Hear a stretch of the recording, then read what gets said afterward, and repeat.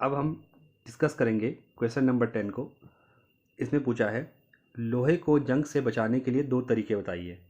तो 2 तरीके कौन से हो सकते हैं, ये देखो आप, तेल लगाकर या ग्रीस लगाकर या पेंट द्वारा। ठीक है, तो इस विधि में लोहे की वस्तु पर पेंट कर देते हैं ताकि इसकी सतह वायु और आर्द्रता के संपर्क में ना आए। माना ये लोहा की कोई दरवाज़ा खिड़की है और यहाँ पे क्या कर दिया हमने, पेंट कर दिया, जिसके क्या होता है, ऑक्सीजन का कांटेक्ट उससे नहीं होगा। ऑक्सीजन का कांटेक्ट नहीं होगा, सिंपल सी बात है, जंग नहीं लगेगा। इससे वो हमको बचा देता है, मतलब हमारे लोहे से बनी सामग्री को। दूसरा है गैल्वेनाइजेशन या शब्दलेपन जिसे कहते हैं हिंदी में। इस विधि में लोहे एवं इस्पात पर जिंक की पतली परत चढ़ाई जाती है जिसमें लोहा ऑक्सीजन एवं आर्द्रता के संपर्क में नहीं आ पाता है और जंग लगने से बच जाता है। दोनों में सेम है, फ़र्क क्या है, एक में हम पेंट लगाते हैं और पेंट की जगह हम जिंक का उपयोग करेंगे तो उसको बोलेंगे गैल्वेनाइजेशन। काम दोनों का एक ही है। नेक्स्ट, ऑक्सीजन के साथ संयुक्त होकर अधातुएं कैसे ऑक्साइड बनाती हैं। तो वो बनाती है आपका अम्लीय ऑक्साइड। सल्फर नॉन मेटल है, ऑक्सीजन के साथ रिएक्ट होगा तो सल्फर डाइऑक्साइड बनेगा। तो इसको हम कैसे याद रख सकते हैं, देखिए, जो धातु होती है और दूसरी होती है अधातु, तो हमें याद रखना है यहाँ पे अधातु के ऑक्साइड वो होते हैं अम्लीय। तो अधातु में भी पहले आ रहा है, अम्ल में भी पहले आ रहा है। तो आप एक को याद कीजिए, आ से अधातु, आ से अम्ल, किसके लिए है, ऑक्साइड के लिए है। तो सिंपल सी बात है, जब अम्ल यूज़ हो गया तो एक बचा धातु, तो इसके ऑक्साइड क्या होंगे, क्षारीय होंगे। इस प्रकार से आप याद कर सकते हैं। क्वेश्चन नंबर 12, कारण बताइए, क्या बताना है। प्लेटिनम सोना चांदी का उपयोग आभूषण बनाने में क्यों किया जाता है। दूसरा, सोडियम पोटेशियम एवं लिथियम को तेल के अंदर क्यों स्टोर किया जाता है। तीसरा, एल्युमिनियम अत्यंत अभिक्रियाशील धातु है फिर भी इसका उपयोग खाना बनाने वाले बर्तन बनाने के लिए किया जाता है। नंबर 4, निष्कर्षण प्रक्रम में कार्बोनेट एवं सल्फाइड अयस्क को ऑक्साइड में परिवर्तित किया जाता है। तो आंसर यहाँ है आपके पहला वाला। प्लेटिनम सोना एवं चांदी चमकदार धातु है, ये बहुत कम क्रियाशील होती हैं एवं आसानी से संचालित नहीं होती, मतलब खराब नहीं होती। क्यों क्रियाशील है बहुत कम, क्योंकि ये एक्टिविटी सीरीज में, जो रिएक्टिविटी सीरीज है, सबसे नीचे पाया जाता है और गोल्ड और सिल्वर तो स्वतंत्र अवस्था में पाए जाते हैं ये सारे, इसलिए ये ज़्यादा रिएक्टिव नहीं होते हैं। साथ में चमकदार धातुएं भी होती हैं। दूसरा, सोडियम पोटेशियम एवं लिथियम वायु में खुला छोड़ने पर अपनी अत्यधिक क्रियाशीलता के कारण आसानी से आग पकड़ लेते हैं, अतः इसको तेल के अंदर स्टोर किया जाता है। ये रिएक्टिविटी सीरीज में या सक्रियता श्रेणी में सोडियम पोटेशियम ऊपर होते हैं, जो क्या कर सकते हैं, विस्थापन अभिक्रिया अधिकांश करते हैं। ये अधिक अभिक्रियाशीलता के कारण आसानी से मॉइस्चर के संपर्क में आके आग पकड़ सकते हैं, इसलिए इससे बचाने के लिए इनको केरोसिन में स्टोर किया जाता है। थर्ड का आंसर था एल्युमिनियम अपनी सतह पर एल्युमिनियम ऑक्साइड की अभिक्रियाशील परत बना देता है। यह परत एल्युमिनियम को अन्य पदार्थों के साथ क्रिया करने से रोकता है, इसलिए एल्युमिनियम का उपयोग खाना बनाने के बर्तनों में किया जाता है। आप देखते होंगे हमारे घर में जो भी बर्तन हैं, कढ़ाई, प्रेशर कुकर वगैरह, वो एल्युमिनियम के बने होते हैं। तो क्या होता है, जब इसका उपयोग करने में क्या होता है कि ये एल्युमिनियम ऑक्साइड की एक अक्रियाशील परत, जो ये लेयर होती है, वो नॉन रिएक्टिव बन जाती है, किसकी, एल्युमिनियम ऑक्साइड की। तो इस कारण से क्या होता है कि अन्य पदार्थों के साथ एल्युमिनियम की क्रिया करने से रोकता है, इसकी वजह से खाना बनाने में इन बर्तनों का उपयोग किया जाता है। नेक्स्ट, निष्कर्षण की प्रक्रिया में कार्बोनेट एवं सल्फाइड के अयस्क सामान्यतः ऑक्साइड में परिवर्तित किया जाता है क्योंकि धातुओं को उनके ऑक्साइडों से आसानी से पृथक किया जा सकता है। मुख्य कारण आपका यही है, धातुओं को क्या है, ऑक्साइड से आसानी से पृथक किया जा सकता है, इसलिए ऑक्साइड में कन्वर्ट किया जाता है। 13 नंबर क्वेश्चन, आपने तांबे के मलिन बर्तन को नींबू या इमली के रस से साफ करते हुए अवश्य देखा होगा। यह खट्टे पदार्थ बर्तन को साफ करने में क्यों प्रभावी हैं। आंसर इज हियर, कॉपर वायु में कार्बन डाइऑक्साइड के साथ अभिक्रिया कर कॉपर कार्बोनेट बनाता है, ठीक है, जिससे कॉपर के बर्तन की चमक कम हो जाती है एवं उसके ऊपर कॉपर कार्बोनेट की हरी परत चढ़ जाती है।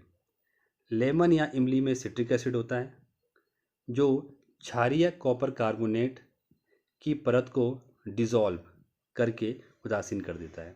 ये घोल देता है कॉपर कार्बोनेट की परत को, कौन? Citric acid. इसलिए कॉपर की मलिन बर्तन लेमन से साफ हो जाता है तथा कॉपर का बर्तन चमकीला हो जाता है। तो जो एसिड होता है ये बर्तन को साफ करने में सहायक होता है। क्यों होता है? जैसे कि आपको बता दिया, ये वाले खासकर कॉपर के बर्तन ये सिट्रिक एसिड में डिसॉल्व हो जाते हैं। 14 नंबर क्वेश्चन, रासायनिक गुणधर्मों के आधार पर धातु एवं अधातु विभेद कीजिए। तो सबसे पहले डिस्कस करेंगे किसके आधार पर? केमिकल प्रॉपर्टी, फिजिकल प्रॉपर्टी नहीं। तो मेटल क्या होते हैं? ये होते हैं इलेक्ट्रोपॉजिटिव, इनमें होता है positive charge. Then second point, यह वाटर के साथ रिएक्शन करके ऑक्साइड एवं हाइड्रोक्साइड बनाते हैं। कुछ धातु ठंडे पानी के साथ, कुछ गर्म पानी के साथ तथा कुछ भाप के साथ अभिक्रिया करती है। थर्ड, ये तनु अम्लों के साथ अभिक्रिया करके लवण एवं हाइड्रोजन गैस उत्पन्न करते हैं, जबकि copper, silver, gold, platinum, mercury अभिक्रिया नहीं करती। एक सारी केमिकल प्रॉपर्टी बताई जा रही है। फोर्थ, यह धातु के लवण विलयन के साथ अभिक्रिया करते हैं। अभिक्रियाशीलता के अनुसार इनमें विस्थापन अभिक्रिया हो सकती है, depend upon the reactivity. Fifth, यह आसानी से इलेक्ट्रॉन छोड़ते हैं। अब नॉन मेटल क्या होगा? ये होते हैं आपके इलेक्ट्रॉन नेगेटिव, नेगेटिव चार्ज आता है इन पे क्योंकि ये इलेक्ट्रॉन रिसीवर होते हैं। दूसरा, यह अम्ल के साथ अभिक्रिया करके अम्लीय या क्षारीय ऑक्साइड बनाते हैं, राइट। थर्ड, यह तनु अम्ल के साथ अभिक्रिया नहीं करते और ना ही हाइड्रोजन को स्थानांतरित करने में सक्षम है, जबकि मेटल ऐसा करते हैं। चौथा, यह अधातु के लवण विलयन के साथ अभिक्रिया करते हैं। पांचवा, यह ऑक्सीकारक का कार्य करते हैं तथा इलेक्ट्रॉन ग्रहण करते हैं। ये इनमें 5 अंदर है केमिकल प्रॉपर्टी के बेस पे, मेटल और नॉन मेटल के। नेक्स्ट क्वेश्चन है यहाँ पे, एक व्यक्ति आपके घर में सुनार बनकर आता है। उसने पुराने एवं मलिन सोने के आभूषणों में पहले जैसी चमक पैदा करने का ढोंग रचाया। कोई संदेह किए बिना ही एक महिला ने अपना सोने के कंगन उसे देती है, जिसे वह एक विशेष विलयन में डाल देता है। कंगन नए की तरह चमकने लगते हैं, लेकिन उसका वजन अत्यंत कम हो जाता है। वह महिला बहुत दुखी हो जाती है तथा तर्क वितर्क के पश्चात उस व्यक्ति को झूठना पड़ता है। एक जासूस की तरह क्या आपको सिविलियन की प्रकृति के बारे में बता सकते हैं? तो आपने क्या करना है, सिविलियन यहाँ पे आया है, ये सिविलियन नहीं आएगा, ये आएगा आपका सॉल्यूशन, या हिंदी में क्या बोलेंगे इसको, विलियन। जो विलियन की प्रकृति है, ये आप सिविलियन की जगह विलियन आ गया। विलियन की प्रकृति है वो कैसी हो सकती है? ऐसा क्या था उस विलियन में जिसके कारण उस जो मेटल था गोल्ड वाला, उसका वजन कम हो गया? तो आपको पता है इसका आंसर, उसने अवश्य ही सोने की धातु में एक्वारेजिया, जिसे कि अम्ल राज भी कहते हैं, विलियन में डुबाया होगा, जिसमें 3:1 के अनुपात में सांद्र हाइड्रोक्लोरिक एसिड और सांद्र नाइट्रिक एसिड होता है, HCl और HNO3। कितने अनुपात में? 3:1 के अनुपात में। एक्वारेजिया उच्च संक्षारित द्रव है जो सोने को अपने में घोल देता है। सोने के आभूषण को एक्वारेजिया में डालने पर उसकी बाहरी परत घुल जाती है, जबकि अंदरूनी परत बाहर आ जाती है, जिससे सोना क्या होता है, चमकीला दिखता है। क्योंकि इसकी बाहरी परत निकल गई है, इसलिए उसका वजन कम हो जाता है। Question number 16, give reason why copper is use to make hot water tank and not steel.